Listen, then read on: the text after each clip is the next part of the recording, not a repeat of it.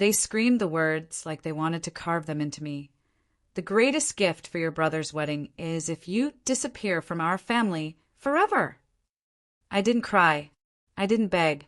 I just zipped my suitcase with shaking hands, slid the car keys into my pocket, and walked out the door, letting it slam behind me like a final punctuation mark on a story I refused to keep writing. The air outside bit at my cheeks, but it felt cleaner than the air in that house ever had. 26 years old, and for the first time I was an orphan by choice. Their daughter, stripped of title and affection. Their scapegoat, finally stepping off the altar. Back at my apartment, I moved like someone half asleep but determined. Clothes piled into boxes. A bottle of wine cracked open, sharp and red. My laptop glowed in the dark like an accomplice. Fingers steady now, I logged in, froze the joint account that had been our so-called family fund. Years of my paycheck had bled into that account while they smiled and said, "We're a team." A single click, and their lifeline froze solid. Then came the apartment. Mine on paper, there's an entitlement. I pulled up the realtor's listing, clicked through forms, and sold it with a calmness I didn't recognize in myself. By morning, the paperwork was filed, binding, and irreversible. When the first call came, I let it buzz. When the second and third followed, I ignored them too. By noon, my phone was a beehive of fury. Missed calls, frantic texts, subject lines screaming urgent. I poured another glass of wine and watched the numbers climb. 89 missed calls by sunset. Then, finally, a voicemail. My father's voice, cracked and frantic. "What happened?" "The bank flagged everything. What did you do?" I listened again and again. Each time, it felt less like my father and more like a man drowning, gasping for the hand he'd spent years shoving under. And all I could think was, if disappearing was the gift they wanted, maybe it was time they finally learned how expensive it really was. Do you want me to keep unfolding this into part 2 of the 8-part arc, same cinematic style? By sunrise, the messages shifted from fury to bargaining. My mother's voice trembled on voicemail. "Honey, we didn't mean it. You know how we get when we're stressed. Just please undo whatever you did. Your brother's wedding depends on this." Her words slithered with the same poison they always carried. We didn't mean it, as if words screamed into my face were accidents, as if my life was just collateral damage to their stress. I stared at the phone, unmoved. 26 years old, and I finally understood. They never apologized. They only negotiated. I poured coffee and opened my laptop again. The numbers glared back at me. Every transfer I'd made, every loan that was never returned, every bill I'd paid to keep their image spotless. My brother's tuxedo, the floral deposits, the engagement dinner, I footed without a thank you. Over $60,000 siphoned from my veins into theirs. My silence had been their gold mine. But now, silence was my weapon. I uploaded every receipt into a folder, labeled it wedding gift, and stared the progress bar crawl across the screen. Each document felt like a brick being stacked, building something heavier than revenge, proof. By afternoon, the ripple started. A bridesmaid texted me, "Why is the photographer threatening to walk?" Then another, "Your mom said you froze the fund? Is that true?" I laughed, the sound sharp in my empty apartment. They thought I'd stay quiet, hiding my hurt in the shadows. They thought wrong. That evening, my father called again, his anger cracked into something smaller. "Listen, just tell me what you want. Money? An apology. Don't ruin this for your brother." His brother. His son. Never me. I let the call go to voicemail and sat in the dark, wine glass in hand, the city humming beyond my window. For once, the chaos wasn't mine to fix, and as I closed my eyes, a thought bloomed like a fire in my chest. If their perfect wedding was the crown jewel of our family, maybe I'd let them wear it shattered.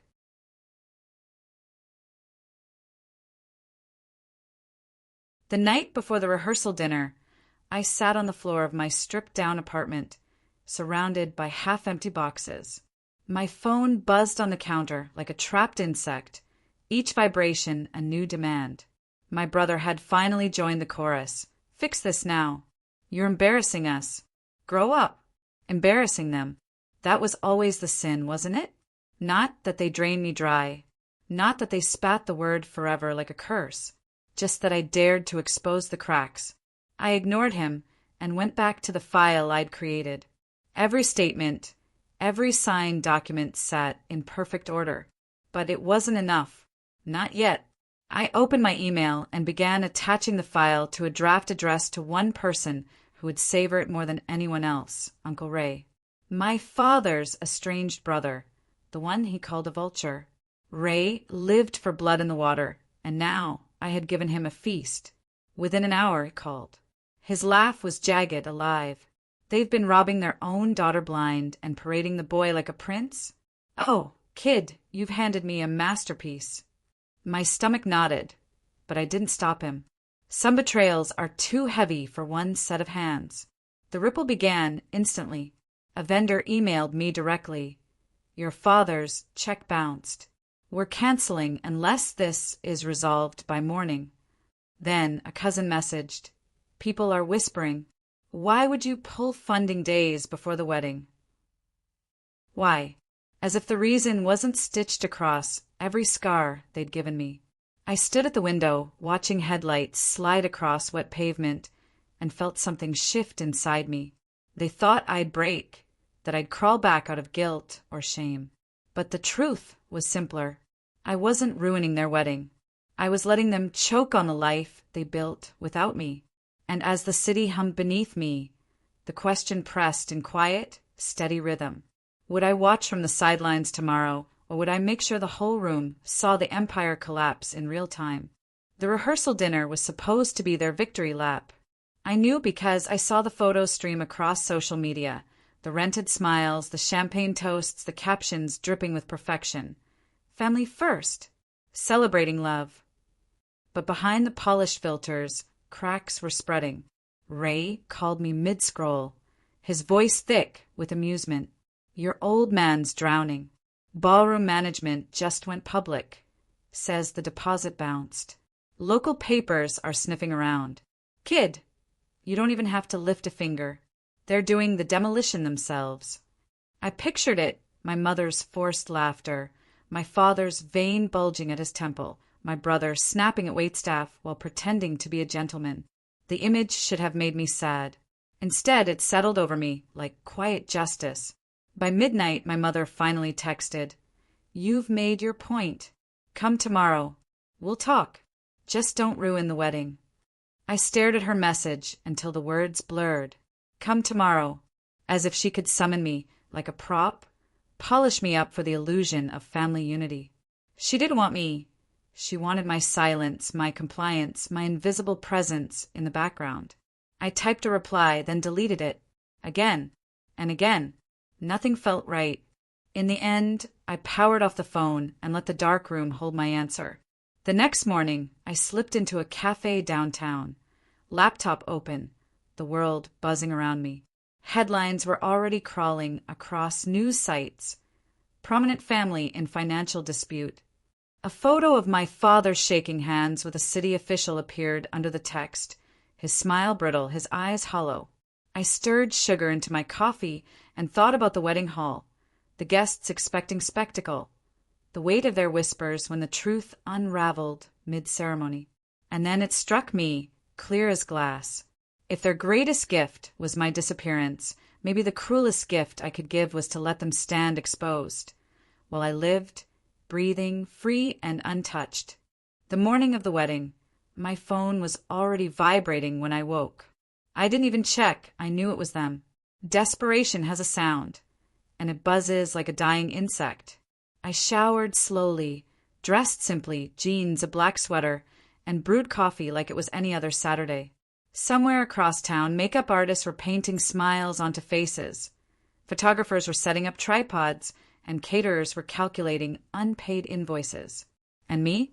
I was calm, detached, 26 years old, finally unshackled. At noon, Ray sent me a screenshot. The ballroom staff had posted on their official page, "Event postponed due to payment issues." Guests were already arriving. Some were already leaving. The family was being shredded in whispers before the vows could even be spoken. By early afternoon, another update. The florist's van refused entry, the band canceled last minute, and the bar staff locked the liquor cabinets until payment cleared. My parents, once the self-proclaimed pillars of respectability, were reduced to arguing in public with vendors half their age. I sat at my kitchen table, scrolling. Every new message felt like a pulse of vindication. Then a voicemail slipped through, this time from my brother, the golden child, the reason I was erased. His voice cracked in ways I had never heard. "You did this. You've destroyed everything. Are you happy?" I replayed it twice. His words were meant as an accusation, but they sounded like confession. He was admitting that without me, without what I gave, they had nothing. I closed my eyes and inhaled. For years, I believed their love was conditional on my obedience. But now I saw the truth. It was never love. It was dependence dressed as authority. As the city lights began to flicker outside my window, a single thought curled through me like smoke. Maybe my real revenge wasn't in ruining their wedding, but in never stepping foot near their wreckage again. By dusk, the chaos had spilled into the open. Guests in gowns and pressed suits stood outside the ballroom, confusion turning into gossip. Phones snapped photos, voices carried, and soon the whispers swirled into something harder to contain. They couldn't pay. I sat in a quiet bar across town, nursing a glass of whiskey, my laptop open on the counter. Ray fed me updates in real time, his texts ruthless and amused. Bride's family crying in the lobby. Band packed up their gear. "No music tonight." Your father yelling at the manager. Someone caught it on video. I pictured it all in cinematic detail. My mother's face cracking under the weight of shame. My father's booming voice stripped of power. My brother's bride, trying to smile while her fairy tale collapsed around her. The family that demanded I disappear was being erased by their own hands. My phone buzzed again, but this time it wasn't them. It was a friend from high school, someone I hadn't spoken to in years. "Hey, saw the news. Are you okay? Heard your family's in a mess." I typed back slowly, "I'm fine. Better than ever." And for the first time, it wasn't a lie. When I stepped out of the bar, the night air was cool, the city lights blinking like stars I could finally reach. I realized I didn't need to see their downfall in person. Knowing it was happening, that was enough. I walked home quietly, each step lighter.